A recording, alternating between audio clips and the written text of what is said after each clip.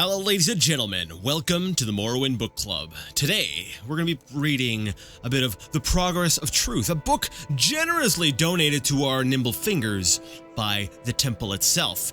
This is part of a quest that we have to hand into Chaos Crusade, so I figured we would go ahead and read the book before handing it in. So here we have The Progress of Truth, compiled by the Dissident Priests. Excerpt. Concerning the points of temple doctrine challenged by the dissident priests. So number 1, the divinity of the Tribunal. Temple doctrine claims their apotheosis was miraculously achieved through questing, virtue, knowledge, testing, and battling with evil.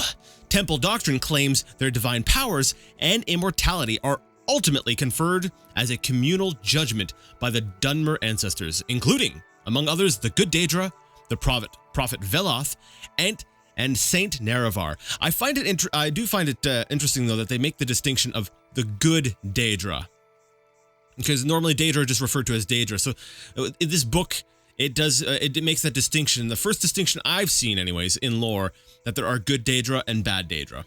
Anyways, dissident priests asked whether Dagoth Ur's powers and the Tribunal's powers might ultimately derive from the same source, Red Mountain.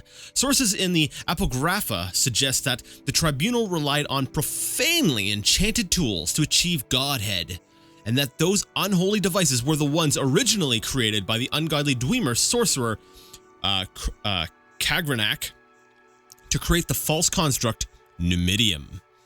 Now, if I recall correctly, the Numidium, wasn't that an element of the of Daggerfall?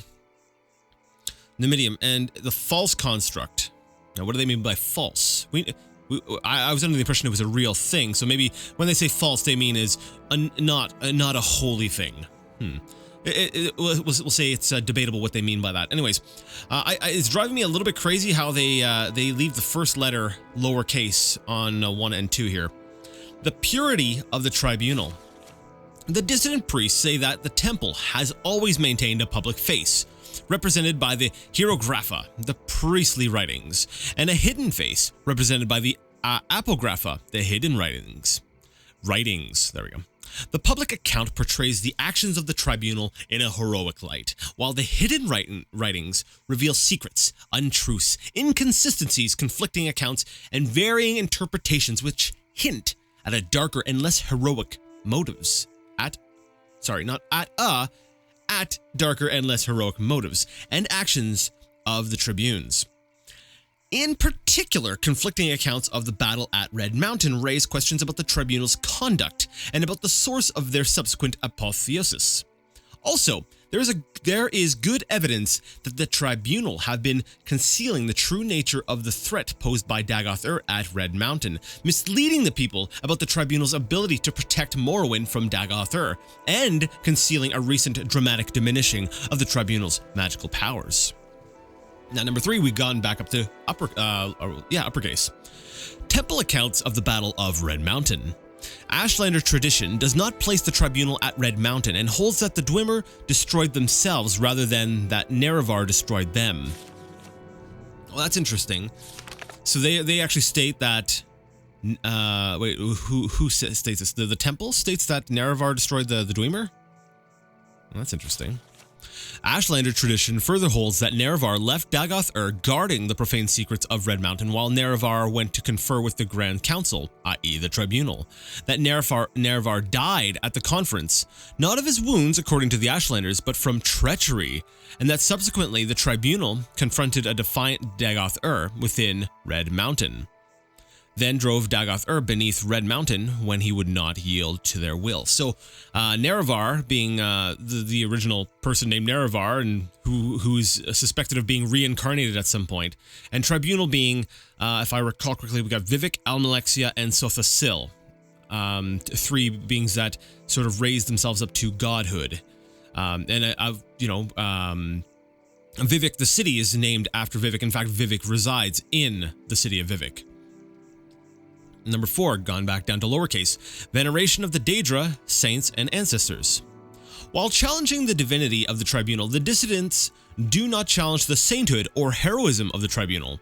In fact, the dissident priests advocate restoring many of the elements of fundamentalist ancestor worship as practiced by the Ashlanders and by Saint Veloth.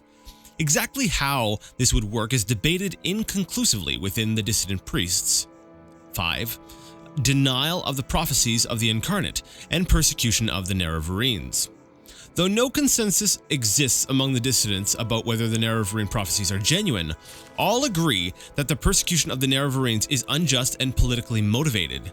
The dissident priests do not reject mysticism, revelation, or prophecy as part of the religious experience.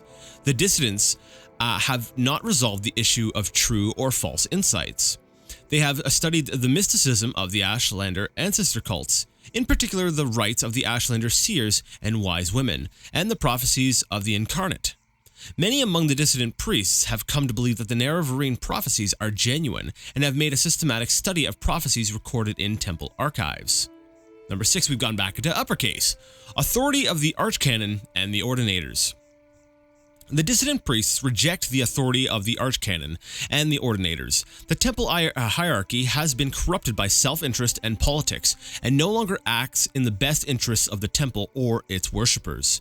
The dissident priests believe the Archcanon and Ordinators speak for themselves and not for the tribunal.